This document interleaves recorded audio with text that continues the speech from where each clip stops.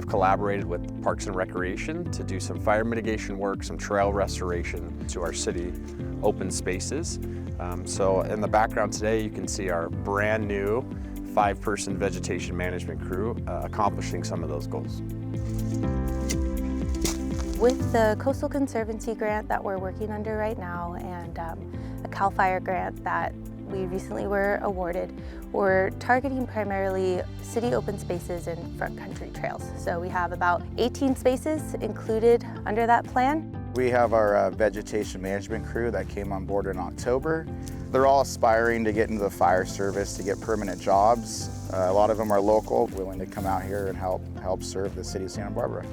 We're super happy to be collaborating with the fire department, and the work the vegetation management crew is doing, it meets not only fire safety goals, but also land management goals. So not only are they targeting species and plants that pose a fire risk, but also invasive species that we don't want to kind of take over the native vegetation communities that we have here. We are fortunate in this community to have some really beautiful open spaces, and a large portion of those are in our wildland urban interface area. So Parma Park, Schofield Park are some of our trail systems that are within the city boundaries. We can enjoy some of these awesome, beautiful views, but of course with that comes a proper balance for when our next wildfire comes through and how we can help buffer those areas before those fires reach down into our city proper.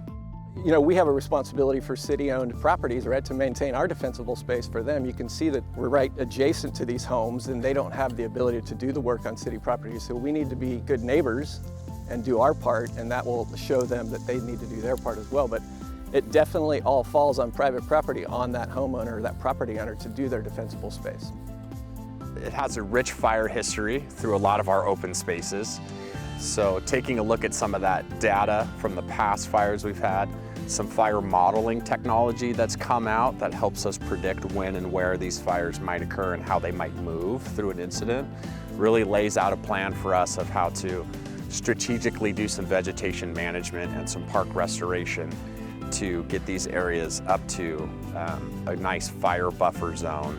It's only a matter of time when the next one comes through. So let's do some preactive measures now instead of some reactive measures that we're used to seeing on the TV.